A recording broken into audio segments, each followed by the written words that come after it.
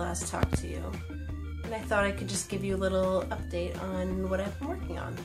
As you may have seen in my last video, Architecture Studio Vlog number 2, I had my wooden cube presentation last Friday.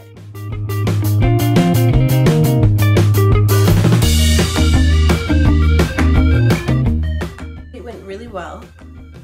Everyone had really cool projects, and it's always so cool to see how many different things people can come up with. So we had the option of using stacking or folding or some kind of operation that we could use to use a wood material in some kind of specific way.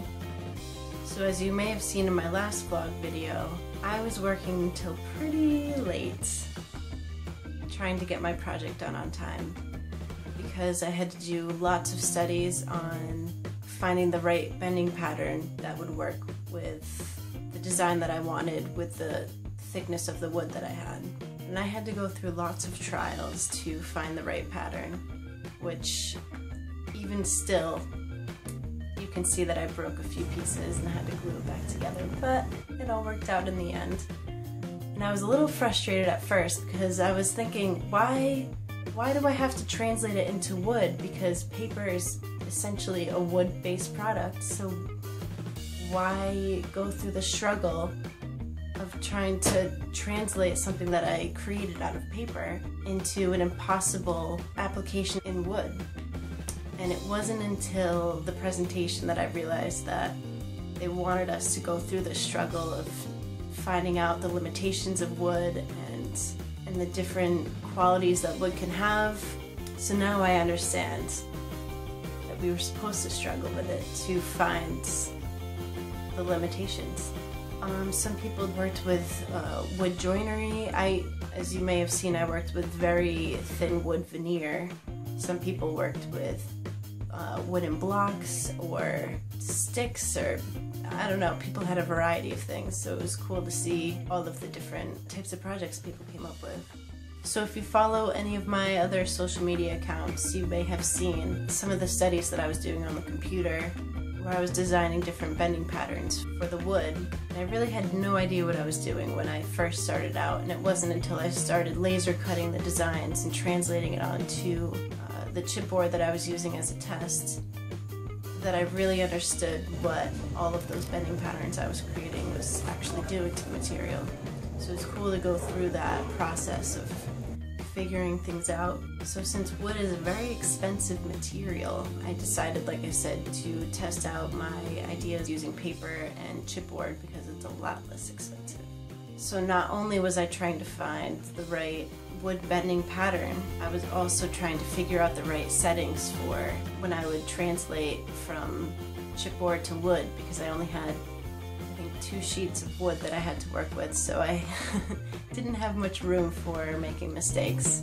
So yeah, that was yet another struggle that I had to endure. So by figuring out the right laser cutter settings, that means figuring out the right speed and power that the laser uses to cut through the material. So depending on the material, you want a certain speed and a certain power to cut the material right.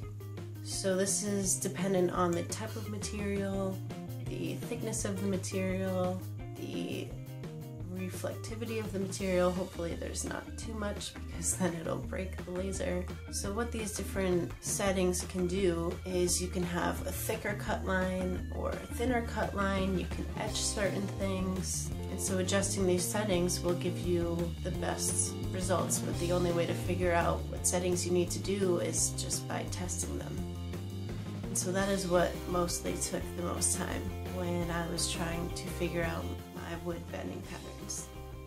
So just to give you an idea, I started off with about 90 speed and 15 power, and what I ended up using was 75 speed and 35 power. Lots of experimenting, but it all worked out. So time definitely was a factor in picking the bending pattern that I ended up using. The first pattern that I did ended up being very dense. The dimension that I used in spacing out the pattern ended up being a lot smaller than I anticipated. That's one of the drawbacks of using the computer, is that you can zoom in as much as you want, so it can look as big or as small as you want it to, but you don't really get a good sense of scale until you see it in a real application.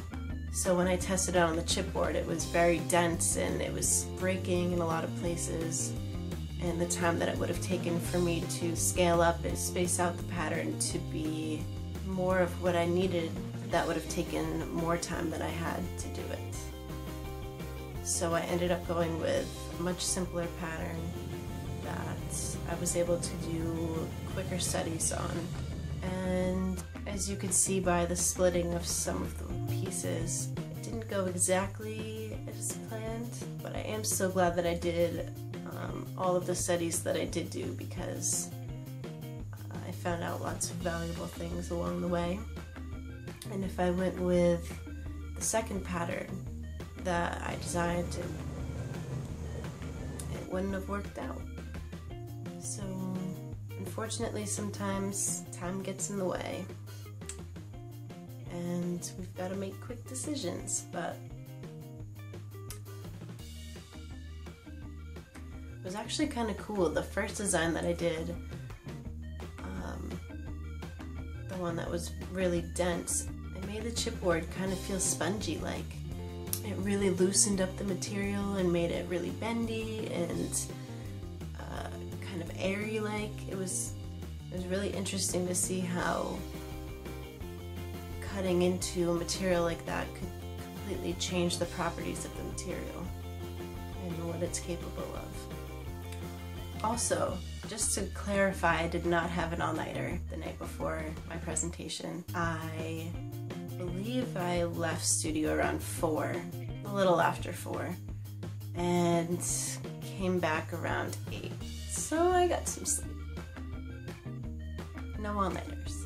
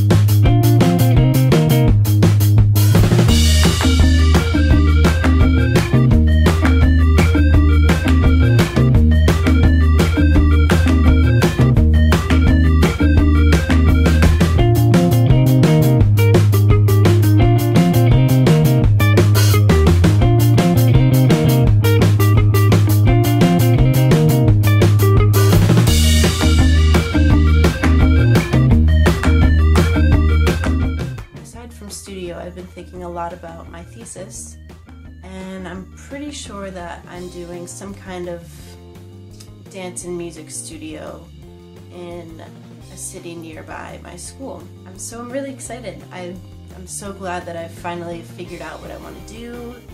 It seems like things are working out. I'm finding lots of information on the idea of music and education and how it's really just essential to early childhood development. So that's the age group that I'm targeting for this facility, is younger children that are a bit underprivileged and don't have the opportunity to have access to these types of facilities. So I originally thought that I wanted to rehabilitate some existing warehouse or some abandoned building and turn it into some kind of music art studio. But after thinking about it a little more, I think I want to create a brand new building on a previously disturbed site. And a disturbed site just means that it's been previously built on, and so essentially I won't be building on land that hasn't been built on yet. So I'm using pre-used land that can't be used for really anything else. So I plan on interviewing a bunch of dancers and just asking them what they like about their dance studios, what they don't like, what typical dance studios have in terms of materiality, lighting, designated spaces for certain activities, or storage, all different aspects that I would need to know in designing a dance studio. And I would also talk to musicians and see what they would want in a music studio. And I'll also be working very closely with my acoustics professor to go over lots of necessary things that go into the acoustics, especially of the music studio spaces and the dance spaces as well. I already interviewed my sister, who is a dancer, and got lots of good feedback on some of the dance studios that she's been in and what she liked and didn't like, and what the environment and the atmosphere is like. So that was already really helpful, and I only talked to one person, so I'm hoping that by talking to many different people, both dance and music students as well as teachers and administrators, that I can just compile all of this information and hopefully provide really nice spaces for all of these activities.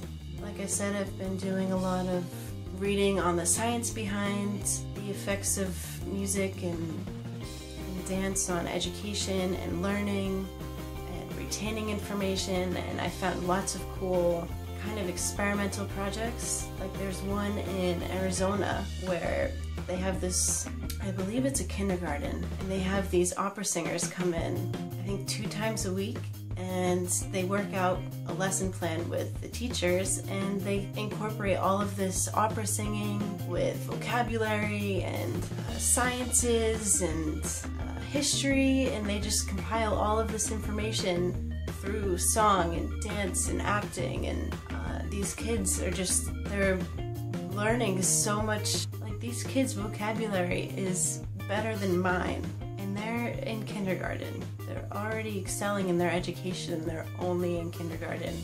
I can only imagine how much greater this can be at a larger scale, rather than just this experimental scale that they're working in right now. And so I'm really glad that I'm doing this project, because I'm uncovering all of these really cool things that are going on that I otherwise wouldn't know anything about. So cool stuff going on here.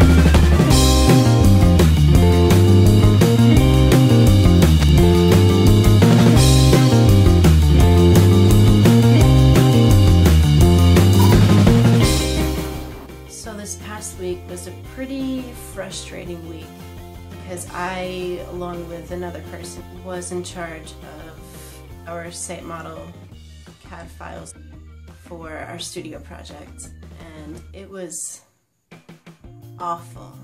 It was terrible. I spent 2 entire days sitting in front of a computer just doing nonsense. And I know I told you guys not to do this. I should take my own advice, but I don't. I sat for 9 hours one of the days just working on the site. I got up one time to get a granola bar and sat back down. I didn't get up any other time. It was terrible. We worked on it for, I think, 4 straight days. But now luckily our part is done, and now there are people that have to laser cut the site, put it all together, figure out the building heights and cut them, and we're doing this entirely out of wood, so it was a little more stressful than usual because if we made any mistakes it would be very costly. Usually we would do our models out of chipboard, which isn't nearly as expensive as wood is that we're using. So we had to take a little bit of extra care. Our site is in the scale 1 to 50, and our laser cutter only cuts 32 by 18 sheets. So we had to divide, it was just lots of things to do. And there were 221 buildings on the site. Yep. So this past Friday, we had presentations on timber precedents that we looked at. One of mine was the final wooden house, which is actually really similar to the cube project that we just worked on. Our cube project was 12 inches by 12 inches by 12 inches, and the final wooden house is 12 feet by 12 feet by 12 feet. So it was really cool to see how this abstract concept for a studio project can actually be translated into a real physical building that's actually lived in. You should definitely look it up. It's the final wooden house somewhere in Japan. And then the second thing I looked at was Leonardo da Vinci's self-supporting bridge, which is also very cool. So we gave presentations on that. And next week is when we find out who is working on which project for studio. So who's working on the high-rise building, who's working on the bridge, and who's working on the biomass structure. I could work on any of them. I think they all sound really cool. The one I think I'm kind of leaning towards is the high-rise building, because I think it would be really cool to see how wood could be used in a different way to create a tall building. So it would be cool to really test the limits of what timber can actually do. So that's all that's going on with me. I hope you all have had a great past 2 weeks and a great Valentine's Day, which was yesterday. I'm hoping that you guys like these videos and are enjoying staying up to date with things that I've been working on. If you want to see more frequent updates of what I'm doing, I have other social media accounts linked in the description below. Yeah. Well, I hope you all have a great day, and I will see you next time.